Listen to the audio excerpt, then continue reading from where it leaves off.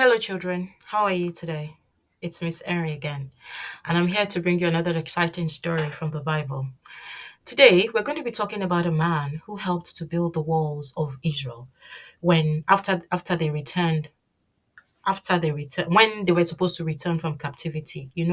Remember I told you a story about when King Nebuchadnezzar took them away to Babylon and took them captive according to the word of God from the mouth of the prophet Jeremiah. So they were going to return after a certain period, and it was Nehemiah who helped to build the temple, I mean the walls of Israel, the walls of Judea, Jerusalem back. So we're going to call him Noble Nehemiah because he did such a noble thing. He listened to God and did all the things. He listened to his heart according to how God was talking to him, and he did what he felt God wanted him to do by ensuring that the walls of Judea, Jerusalem, was built again. Even he had a lot of opposition.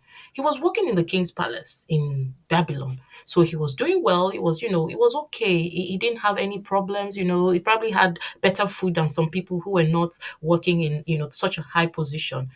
But he had so much favor with the king that God gave the king, a heart to think well of Nehemiah. And so the king saw his face. He was not very happy because some people had gone to Jerusalem and they saw that, oh, Jerusalem is bad. The walls are broken. Things are not okay in Jerusalem. And when they told him, he was not very happy. He was so sad. And then when the king saw him, he said, Nehemiah, why are you sad? What's the matter? He was a good king. And he was like, oh, then the king said, oh, king, my country, the walls are bad. I really want to go back home to build the walls and, do things better and do it right.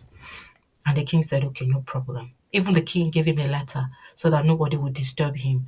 And, he was able to start the work. He was able to gather people and encourage more people to help him. And then they built the walls of Jerusalem. They built back the walls of Jerusalem. They started to rebuild the walls. It was Ezra who was, also building the temple. I'll tell you about Ezra later because they kind of worked hand in hand as well. Ezra was a teacher of the law and he knew the scriptures of their time very much. So Nehemiah was that one. He was noble. He was building the walls and he had lots of opposition. People who were jealous, Shambats, is it Shambalat or, so horrible people. They were just trying to discourage the people. They're trying to, in fact, they even tried to, one person who was close to Nehemiah, they tried to use him against Nehemiah, to trick him and so that he can give up building the walls of Jerusalem. But God helped him and helped him to know that this man, even if he's my friend, he was lying to me.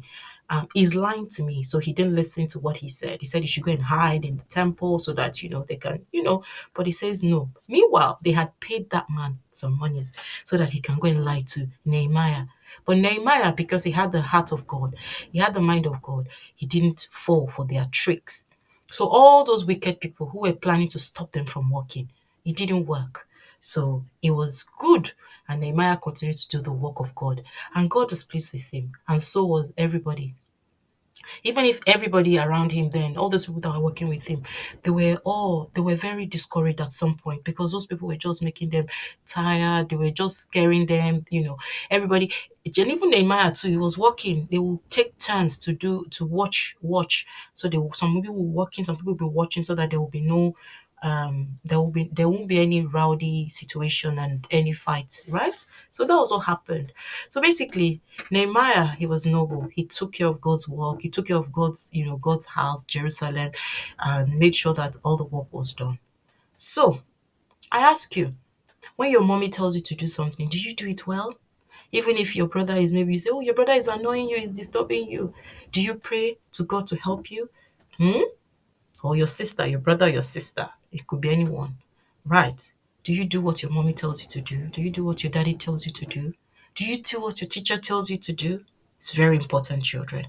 Very important to obey your father and your mother.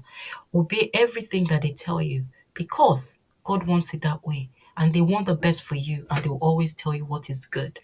And then anything God puts in your heart, you should do.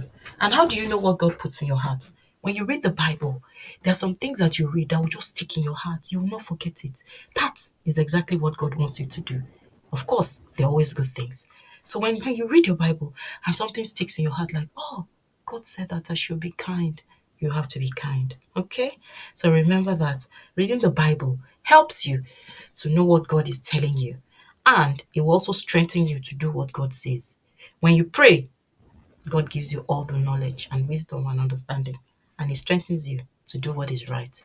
Just like noble Nehemiah, listen to God and don't be afraid to ask questions and to ask for help.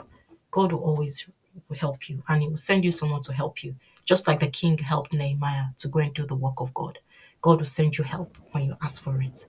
Okay? So don't be afraid. God loves you. I love you too. Remember, you're a Christ ambassador. Represent Christ and be like Christ everywhere you go so that everybody will see you and glorify God in heaven and say, wow, this is a wonderful child of God. That's what I want to hear about you. Thank you very much. And I'll see you next week. Take good care. I love you. Bye for now.